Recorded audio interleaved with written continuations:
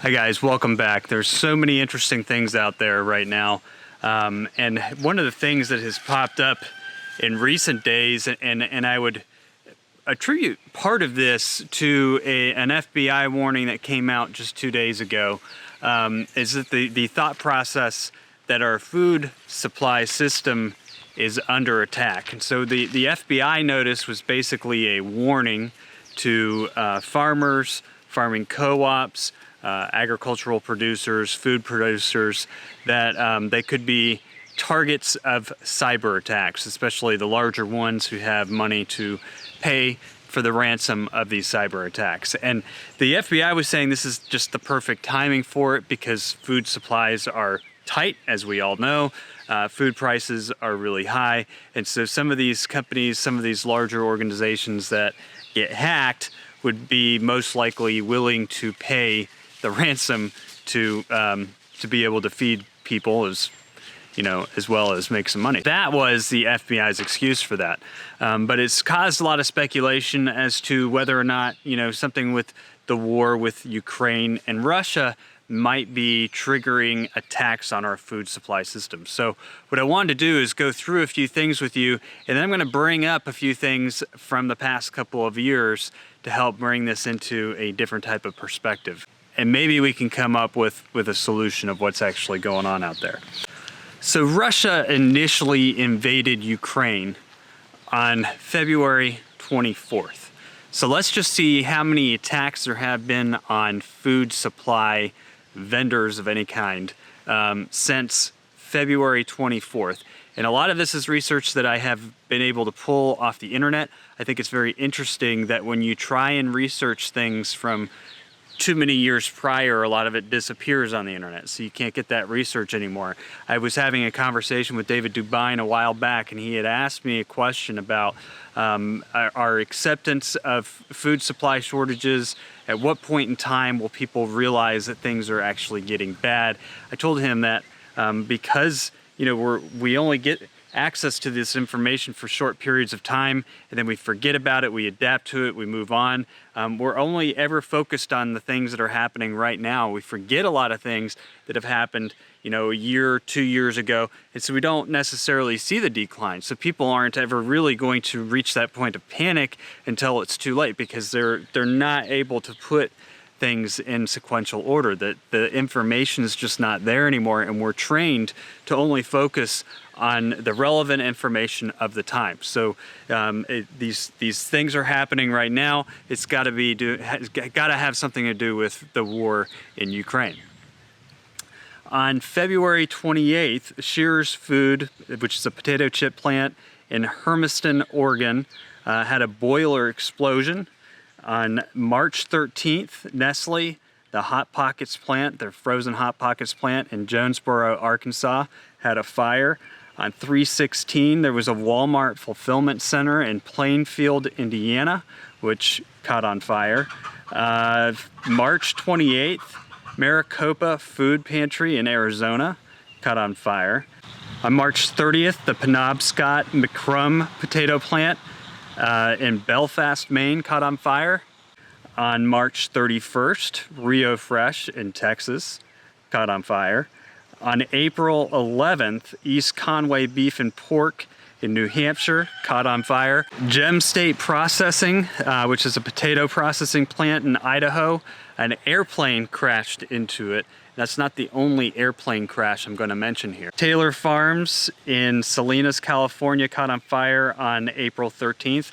That actually happened the same day as the plane crash on the potato plant in Idaho. April 18th, Azure Standard in Oregon caught on fire. Azure is a company that we order from. I actually just planted a bunch of einkorn seeds that came from Azure. Or is it Azure? Azure? My wife will correct me on that when she watches this. On March 23rd, the Centre de... This is a really long name. French. It's an industrial food processing plant in Quebec. That also caught on fire. April 24th, the General Mills plant in Covington, Georgia, plane crash. So since Russia has invaded Ukraine, We've seen 12, I guess you would call them Western North America, really, food processing plants catch on fire or have planes crash into them, which is actually, it sounds like a pretty significant number. I've heard some people online talking about it being 24 to 30. I didn't get that high. I got up to about 12 to 13. There was one, I thought I had 13 at one point in time. I just listed off 12. But let's go to the very beginning of the year, because that's when this really starts to get a little more interesting.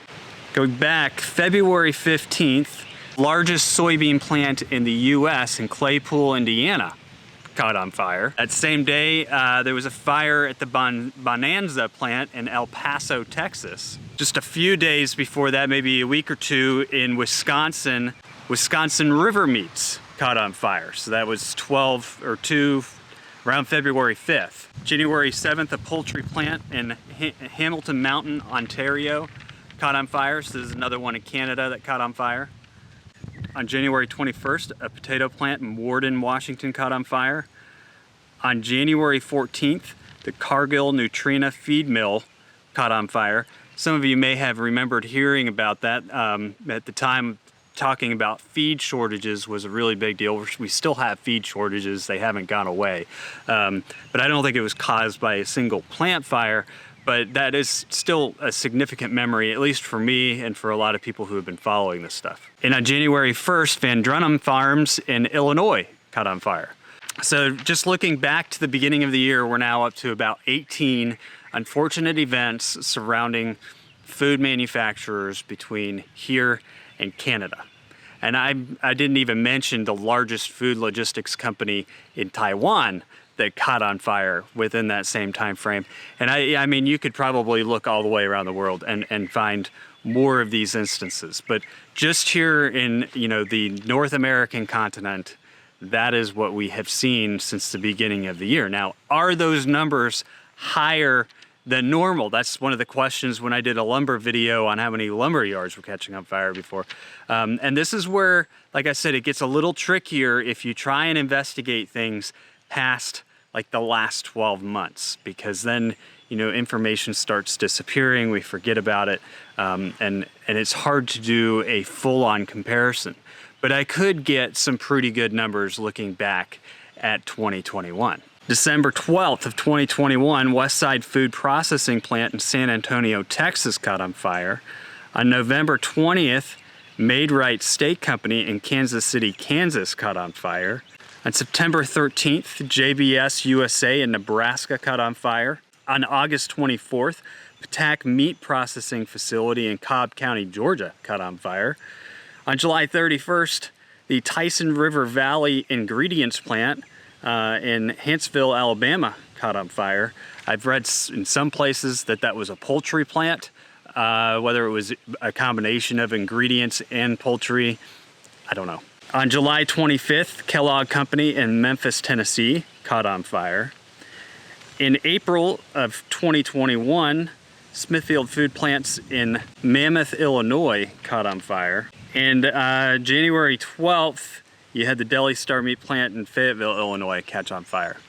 So if you compared just 2022 to 2021, there seems to be a much stronger pattern this year of these food processing plants catching on fire, having planes crash into them, or being struck by lightning, or random boilers blowing up.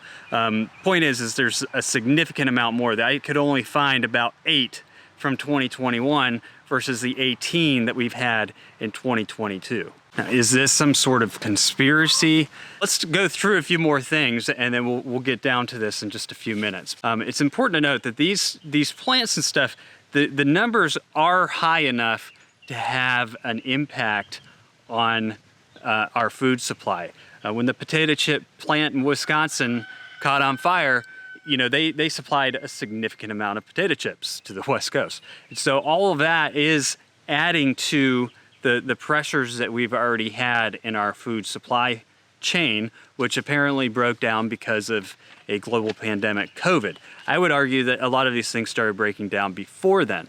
There's also been another recent pandemic, and I've been criticized on the channel because I talked about this bird flu, and a lot of people are saying, well, it's not real. It's not real. It's fake. They're using these tests, and there's no doubt that these tests occasionally have false readings. But I wouldn't write this bird flu off as something that is completely fake. And if anything, I would question it even more. I think that sometimes this happened even when COVID came out. There were a lot of folks that just came out immediately and said, well, COVID is fake. And then now we know that it is something that escaped from a man-made lab, if it did escape. Well, the bird flu, believe it or not, is considered a rare bird flu. You won't read this in a lot of newspapers. You won't read this on a lot of the mass media websites. But it is a rare bird flu in that, similar to the design of COVID, this particular flu seems to be designed in such a capacity. Yes, I'm talking about the bird flu.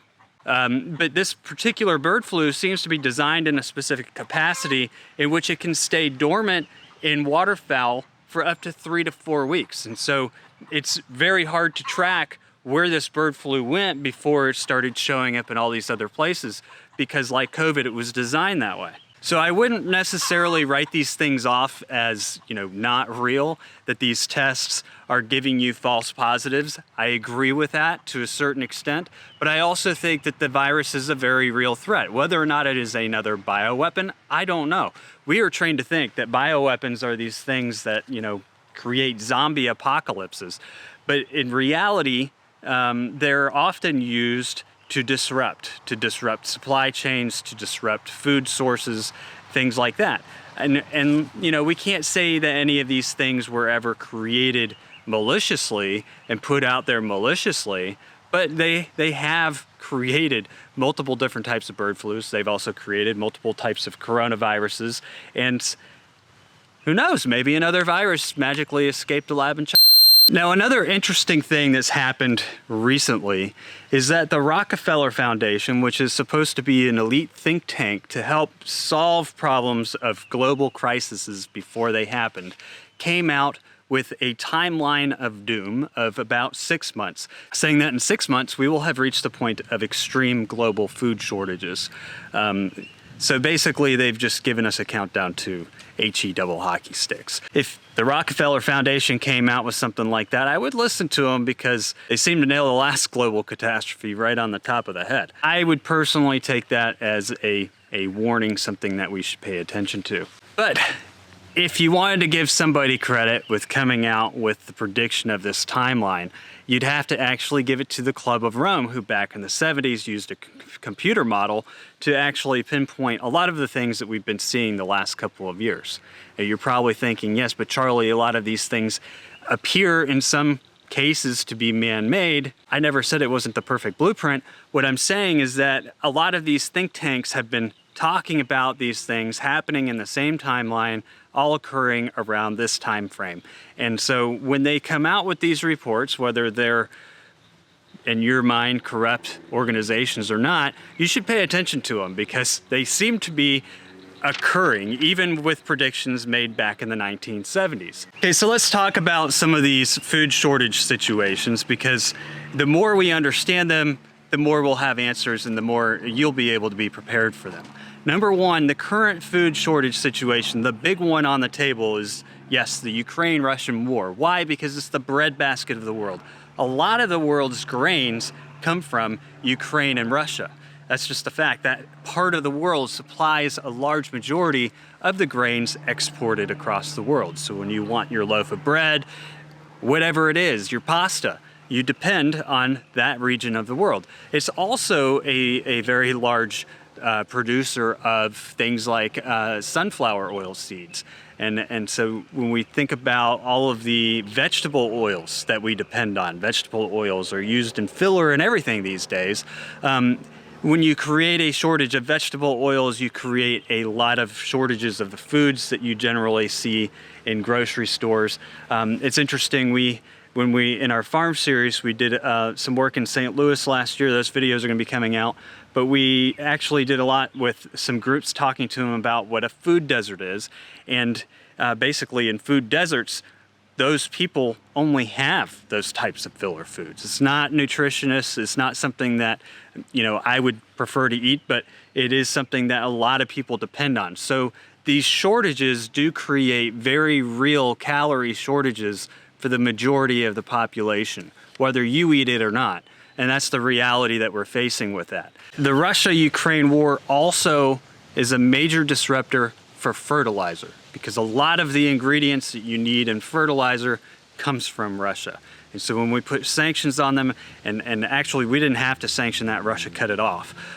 We don't have all of the ingredients we need for fertilizers. We don't have all of the, the gas that we need to create fertilizers. There's a lot of different issues that we've created with just that war that are preventing a lot of farmers from getting fertilizer this year.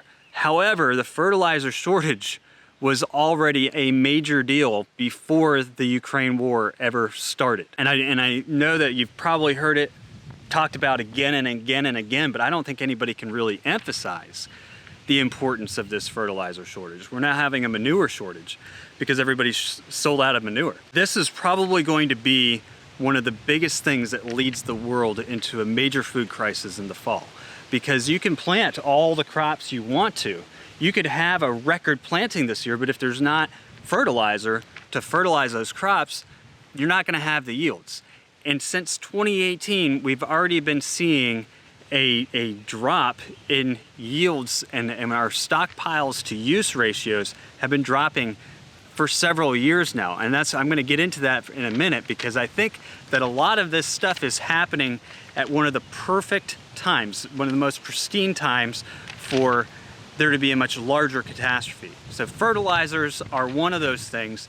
We don't have a lot of farmers, and a lot of these big farms, industrial farms, they can't grow without the fertilizers and the chemicals. Their soil has been depleted so much of nutrients over the years that there is absolutely no way to really grow in that soil. It's not fertile enough. I think it was George Washington who once said that if we could teach people to regenerate the soil that they're farming on the east, we wouldn't have had to expand so far west, or we wouldn't have to continue to expand west.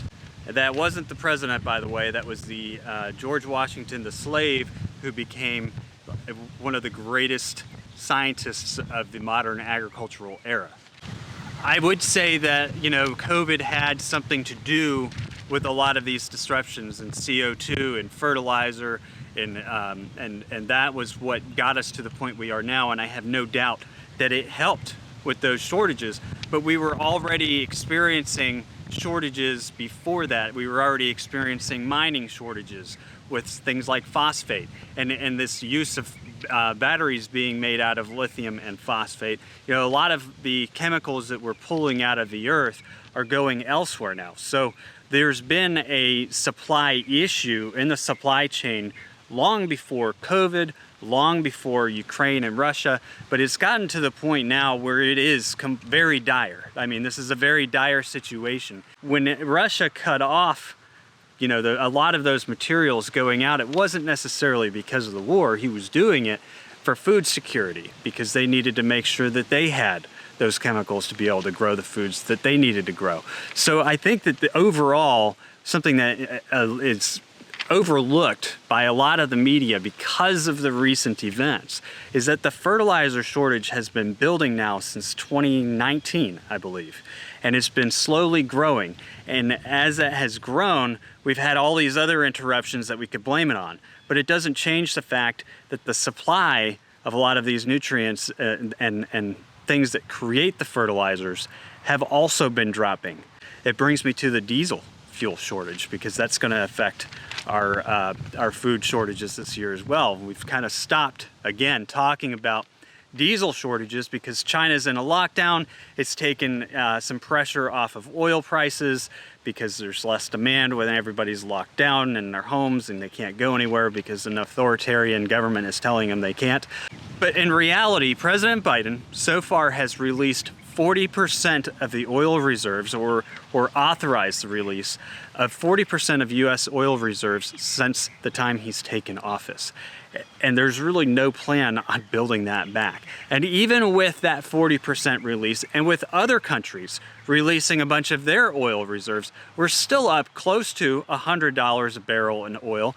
And even with China under lockdown, we're still seeing upward prices on those oil companies. And then and if you really wanted to get technical, a bunch of oil company CEOs and top executives are selling shares of their companies.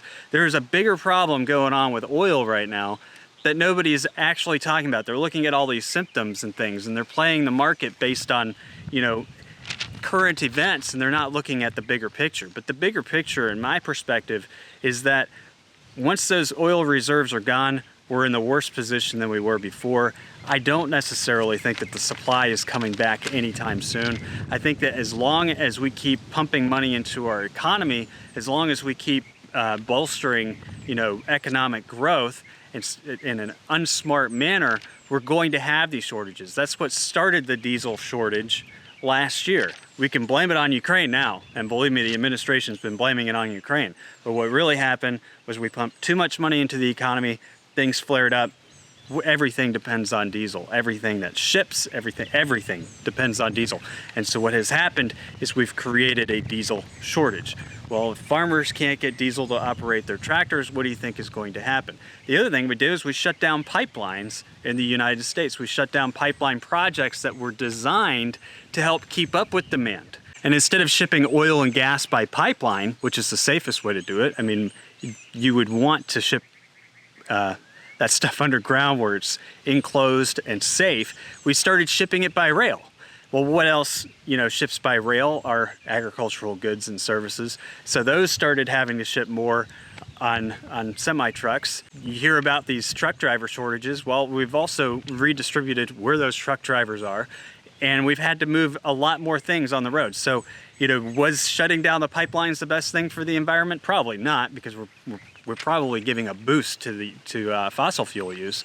But these are all things that I've talked about on this channel in the past that are going to have impacts on food prices, which are going through the roof, food shortages, and now we've got this diesel fuel shortage, which I don't think has gone away. I think it's just kind of been mummed at the moment. And as we get through the season into the fall, I think it's going to resurface in a really bad way, which is going to possibly prevent some farmers from being able to actually harvest what crops they were able to grow. So this year's problems that we've had, it starts with fertilizer, and then it's just going to completely go down the line. And for some of those large farmers, it's not that big of a deal, because as long as they plant the crop and add to the USDA's numbers right now, if it doesn't grow, if something happens and the yields are down across the board, which is going to happen, insurance companies will pay for part of that. There's a third pandemic that a lot of people have forgotten about, and that is the swine flu. Our pork prices still haven't recovered from the swine flu, and that led into kind of a cascading effect of things that I think we're still seeing now. It's just not talked about because we can blame it on COVID or we can blame it on Russia. But what we actually saw with the swine flu was a decrease in pork supply globally, a massive decrease in pork supply, which pushed pork prices up. And then when they turned around to rebuild those herds, we saw a massive decrease in feed because they needed feed to feed the new herds. It takes more feed to grow a herd than it does to maintain a herd. And when China started regrowing those herds, that's when you had a lot more GMO pigs coming in to the picture, a lot of other things, so the pigs are bigger. China also in 2020 had to get rid of a bunch of grains. A lot of their stored grains, which China stores the largest amount of grains in the world. I think it's over 50% of the world's grain supply is stored in China. And China had these just warehouse after warehouse with spoiled grains. So they had to get rid of those, which is really, if you want to ask me, that's really the reason why Trump's trade agreements with China actually worked out, because China had to buy grains from wherever they could get them to restockpile them, and they've continued to buy more and more because as they rebuild their pork industry, that takes more animal feed. As they restock their stockpiles, that's going to take more grains.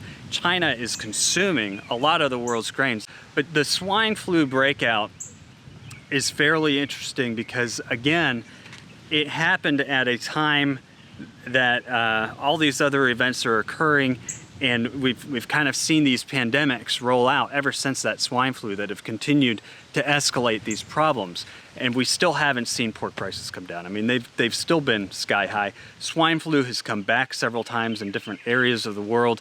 I mean, the whole thing is just a mess if you think about it. All of this stuff that's happening corresponds with a much larger event that, again, nobody ever talks about, or we're completely sidetracked of because we hear about anthropogenic global warming, that we're not thinking about, actual natural climate changes, climate cycles that our Earth might be going into that could also have an impact on our food supply. And these cycles are very, very significant. Throughout history, they have always had significant impacts. We're experiencing right now the worst drought in the West since the 1500s. It's important to note, since the 1500s, because it's not necessarily global warming. The 1500s was much earlier than anthropogenic global warming. This type of drought did occur, though, in history, and it was a drought that occurred to the point where it wiped out some civilizations out west.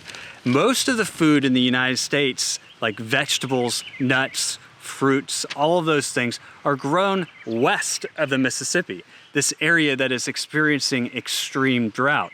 These same conditions also affect the parts of South America where a lot of the soybean and corn and other vegetable production has picked up over the past several years.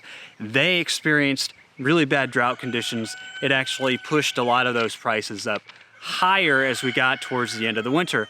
Nobody was paying attention to it. I did a video on this last fall explaining how the repeat of a La Nina was going to emphasize and make the situation worse from what we experienced last year. And that's what we're going into this year. Extreme drought situations before we're even starting out the growing season all the way out west, and it's actually hitting now here in the southeast. We have been working on our gardens since February, you can believe it. And one of the issues we've run into is water as well. We've had to bring in more watering systems than we have in the past. So this extreme drought is impacting a lot of our domestic food production in ways that you don't hear people talking about. You hear them blame it on Ukraine, you hear them blame it on all these different theories, but this is something that is natural. It's been occurring and unfolding over the last several years. I keep trying to explain to you guys how yields have not been improving enough to keep up with demand since 2018. And that's just a fact. If you look at it, our stockpile to use ratio has been slowly declining or leveling out. Before that, it was skyrocketing. It was going up. A lot of that has to do with climate. Our climate for almost 100 years was when what we call a grand solar maxima period, where the sun is actually doing a lot of the work for us in growing food and food production. The more carbon you have in the atmosphere, it's a fact that the warmer it is, the more CO2 that is released from oceans and things. That is plant food. It feeds the plants. You get a greenhouse effect. That's what we've had going on for the last, it's been growing for the last 100 years. It kind of has come to an end. We have entered a different cycle in that overall pattern, and you're starting to see it, especially if you're connected with growing, if you're connected with nature, you're starting to see it and just about everywhere you go. But that decline in solar activity, although it's been slight, it's been impressive. And the other thing that you're going to start seeing are more of these La Nina cycles. We just had 2 La Ninas, pretty large La Ninas, back to back. This one is going to run all the way through the summertime. These La Nina cycles create a devastating effect on the western United States and South America, as I just mentioned. Farmers had to cut back production last year by 40, 50% in some areas because they didn't have enough water. One of the things that I did a video on, remember the drones? You probably forgot about that. The drones over the west, the drones that, if you track the area they were flying in, it was almost like they were flying right over the Ogallala Aquifer, which is nearly dried up. I mean, so you've got a lot of these conditions that are happening out west, and farmers are having to cut back again this year by 50%. If you pay attention to the news, you've got almond trees, pecan trees, peach trees, entire orchards being cut out. These things don't grow back next year. They don't grow back for several years. Same thing's happening with coffee trees down in South America. I mean, you're losing massive amounts of longer-term growth crops of fresh fruits and vegetables and nuts that we all depend on, almost within a 2-year period. And it will take years, it would take years of good conditions for us to rebuild that food infrastructure. So with all these other things going on, you have these climate impacts, these impacts that are impacting every single one of us, and you don't notice it because you're too busy looking at all the other distractions that are out there. There are so many things going on. If it was a coordinated conspiracy, which it very well may be, who knows, it would take a much larger coordination than just a single country or 2 countries. If there was something to that scale is so large that is not something that you or I could do anything about. In my opinion, we could drive ourselves nuts chasing around theories, trying to point fingers, trying to get to the bottom of what's causing this or what's causing that or who's behind it.